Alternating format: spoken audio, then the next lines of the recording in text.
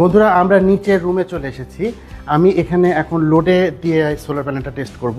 Load হিসেবে আমরা ব্যবহার করেছি একটি 30 অ্যাম্পিয়ারের এমপিপিটি সোলার চার্জ কন্ট্রোলার এবং একটি 100 AH এর লিথিয়াম আয়রন ফসফেট ব্যাটারি। এই সেটআপে মোটামুটি সর্বোচ্চ 400 ওয়াট সোলার প্যানেল থেকে সম্পূর্ণ আউটপুটটা বের করে আনা সম্ভব। সম্পূর্ণ আউটপুটটা দিয়েই এটা মানে 400 ওয়াট দিয়েই এটা আপনার ব্যাটারিকে চার্জ দিতে পারবে, কারণ ব্যাটারিটা 100 অ্যাম্পিয়ার পর্যন্ত গ্রহণ করতে পারে, যেহেতু এটা লিথিয়াম আয়রন ফসফেট ব্যাটারি। তো আমরা এই ওয়ালটনের 150 ওয়াটের প্যানেল থেকে দেখি কতটুকু পাচ্ছি।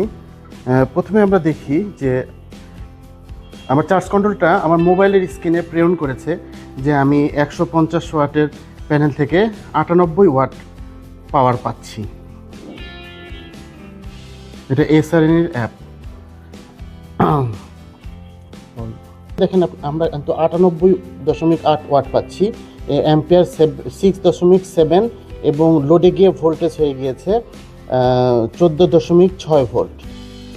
অর্থাৎ আমরা 150 ওয়াট প্যানেল থেকে 100 ওয়াটের মতন আউটপুট পাচ্ছি।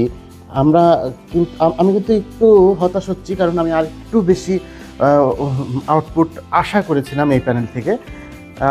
এখন কিন্তু রোদের অবস্থা খুব ভালো এবং আমি প্যানেলটা একবার ধুয়েও দিয়েছি যেন তাপমাত্রা খুব বেশি না থাকে প্যানেলের। আর টিল্ট অ্যাঙ্গেলটাও একদম ঠিক আছে, একদম সূর্যের দিকে ফেস করা, কোনো রকম ছায়া পড়েনি, কোনো বস্তুর প্যানেলের উপরে রাখতে কোনো রকম ছায়া পড়েনি। তো আমি একটু হতাশ হয়েছি, আমি আরেকটু আশা করেছিলাম ওয়ালটনের প্যানেল থেকে। হয়তো অন্য কোনো সমস্যা থাকতে পারে, হয়তো কোনো ফল্টি প্রোডাক্ট আমার কাছে আসতে পারে, এই আমার কাছে যে প্রোডাক্ট আসে সেটাতেও একটু ফল্ট থাকতে পারে। তো যাই হোক বন্ধুরা, ভালো থাকবেন। আশা করি ভিডিওটি আপনাদের ভালো লেগেছে। If you like my video, please subscribe this channel and press the bell icon for future notification. Thank you for watching.